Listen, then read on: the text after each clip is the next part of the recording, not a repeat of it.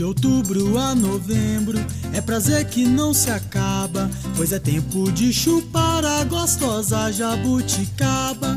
Não é só o Ora Pronobis que faz o Pompéu ser chique, a cachaça JP é feita em nosso alambique.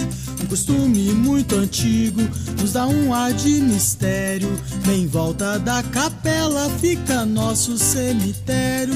Tem gente que vem de longe, gente rica e gente pobre, atraídos pela fama do gostoso Ora Pronobis.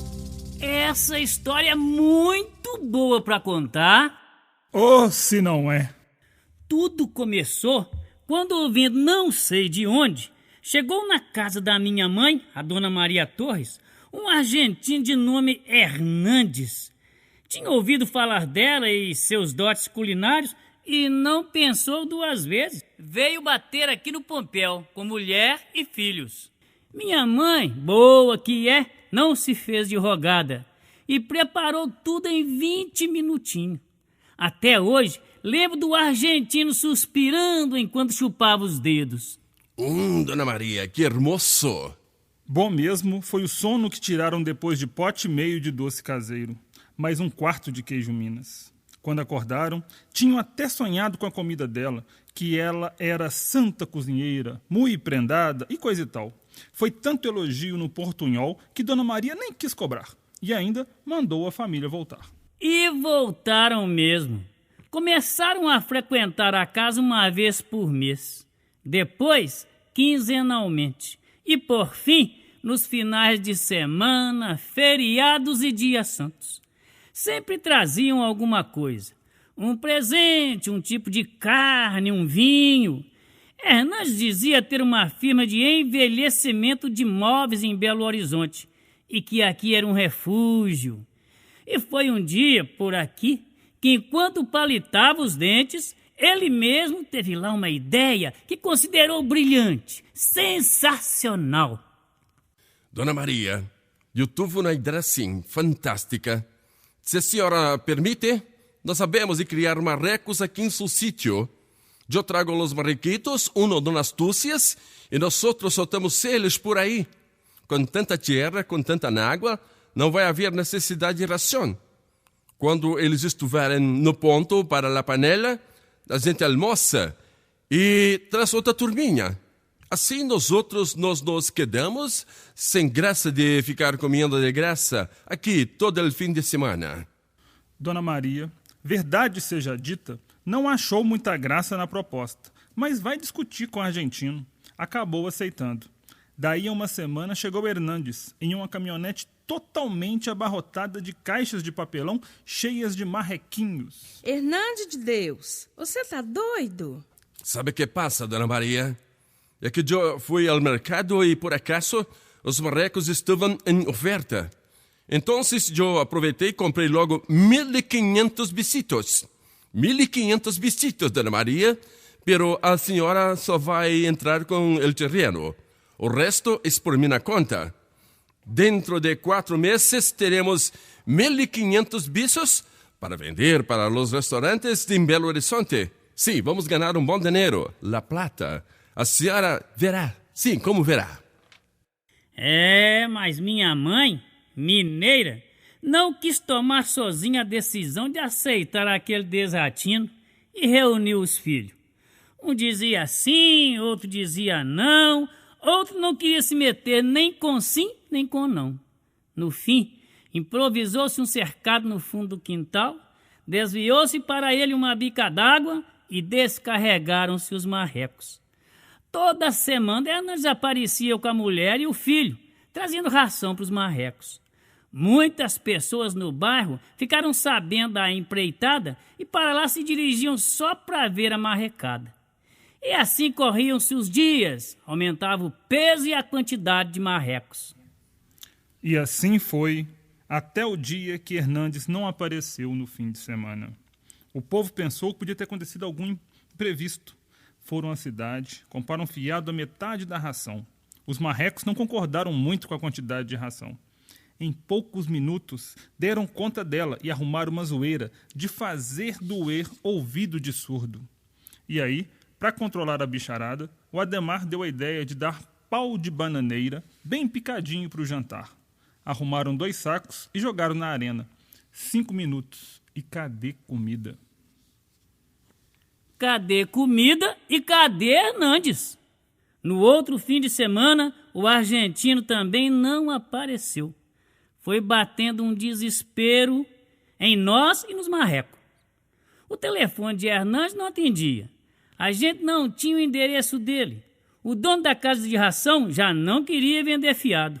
Uma tragédia. Mas fosse explicar estas razões para os marrecos. Eles não estavam nem aí. Se alguém aproximava do cercado, eles pensavam estar vindo comida e já começavam entre eles uma guerra física para garantir os primeiros lugares, aos gritos de arrep, arrep, arrep. Uma loucura! No sítio não ficou uma bananeira de pé e nada de Hernandes. Até o dia que, quando o pior já estava por acontecer, ao ler um jornal no serviço da prefeitura, Silas leu o classificado anunciando a venda da firma de Hernandes. Estava lá o endereço do gringo. Ali mesmo, naquela horinha, pedi licença para o chefe. Corri até em casa com o jornal na mão, chamei Ademar e nos mandamos para Belo Horizonte, no encalço do argentino.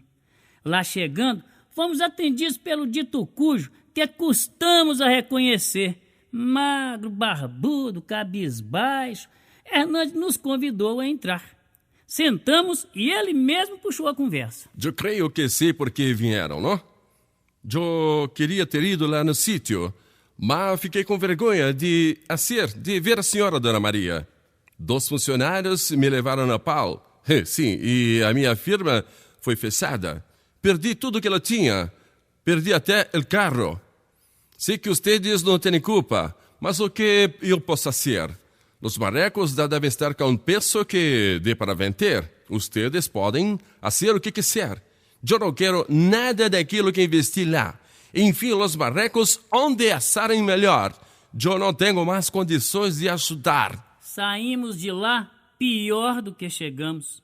Agora era ir para casa, dar a má notícia e ver o que fazer com as contas de ração a pagar. E o mais difícil, resolver como alimentar mais de 1000 marrecos magros e famintos. Em razão da falta de uma alimentação sadia, os bichos estavam que era pura pena e osso e não serviam para ensopado. Demos a notícia para minha mãe e nos dias que se seguiram, cortamos os restos das bananeiras de pé. Encomendamos restos de verdura em todos os supermercados da cidade e fomos enganando a fome dos marrecos, que a essa altura da situação já era moeda corrente na família. Filho, pega 3 marrecos para pagar a passagem e vai na rua buscar as verduras. Ô Hernani, pergunta ao seu Zé Raimundo quantos marrecos ele quer pelas bananeiras dele. Ô Ademar, leva 3 marrecos pro compadre Luiz para pagar umas verduras que eu peguei lá. Isso sem contar na cartolina afixada no portão do sítio com os seguintes dizeres: vendem-se marrecos. A prazo. R$1 cada. Quem comprar um, ganha outro. Um grande e providencial comprador foi o engenheiro agrônomo da prefeitura que adquiriu 150 marrecos a prazo. Aliás, prazo este que se estende até a presente data, uma vez que o mesmo sumiu sem assumir a dívida. Em todo caso, eram 150 bocas, ou melhor dizendo, 150 bicos a menos para alimentar. E minha mãe nunca foi tão generosa. Ela ganhava um bom dia e dava logo 2 marrecos para o simpático interlocutor. Se alguém lhe pedia a bênção, isso valia 3 marrecos. Comadre que lhe fosse fazer uma visita nunca saía sem um par de marrecos em cada uma das mãos. E assim chegamos a 700 marrecos, que ainda eram difíceis de manter, sem falar nas contas a pagar para o moço da ração. Foi quando quis a providência divina que minha mãe fosse convidada para montar uma barraca de tira-gosto no primeiro festival da cachaça de Sabará. A princípio, desorientada que estava, quase disse não. Mas lembrou-se da marrecada, do ora pro nobis verde farto por sobre os muros do Pompéu, e exclamou: Tive uma ideia. Orar pro nobis com marreco. Na sexta-feira, primeiro dia de festival, nada sobrou dos 35 marrecos preparados com Orá Pro Nobis. No sábado e domingo foram mais de 400 marrecos. E só não se vendeu mais por falta de tempo, pois enquanto houve festival, a barraca de Dona Maria esteve lotada. Pagas todas as despesas e limpo o honrado nome da família, o que restou de marrecos no quintal, pouco mais de 100, foram alimentados com ração de primeira para guardar o festival de julho, para o qual o prefeito, pessoalmente, disse a Dona Maria que não poderia faltar o Orá Pro Nobis com marreco. E no festival de julho, lá estava minha mãe na Praça Melo Viana, repetindo o mesmo sucesso. Dessa vez, antes do fim do festival, já teve que apelar para os frangos, pois, como disse Dona Maria, os marrecos não deram nem para meia missa. E foi assim que o Orá Pro Nobis passou a ser prato obrigatório em todas as festividades. A princípio, os donos de restaurantes da cidade pensaram tratar-se apenas de um modismo, coisa passageira, mas em pouco tempo mudaram de ideia e trataram de incluir o Orá Pro Nobis no seu cardápio oficial. Nos fins de semana, era comum que famílias inteiras chegassem no Pompéu procurando minha mãe e pedindo que ela fizesse o prato mais famoso desta terra. Ô, Dona Maria, eu trouxe os funcionários da empresa para comer marreco com Orá Pro Nobis. Quem quer no Pompéu hoje? Só se tiver marreco com Orá Pro Nobis. Ô, vô, hoje tem? A varanda da casa virou restaurante nos sábados e domingos. E daí, para instalar um restaurante de verdade, foi um pulo.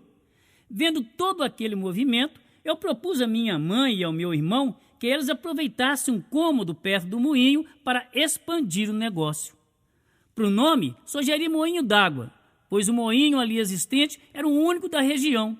Devia ter mais de um século de existência e ainda funcionava normalmente, podendo moer o milho e fornecer o fubá para a confecção do angu a ser consumido com Orá Pro Nobis.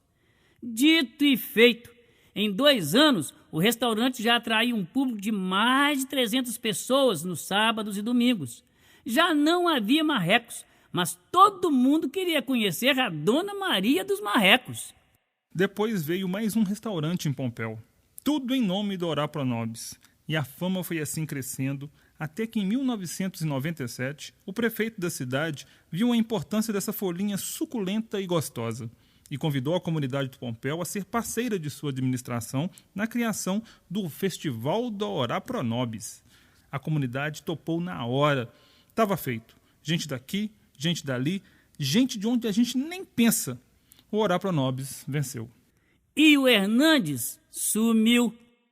Talvez nem saiba que seus marrecos e nossas mirrecas tenham gerado uma das mais lindas festas do calendário da cidade, onde o grande protagonista é, sem dúvida, o Orá Pro Nobis.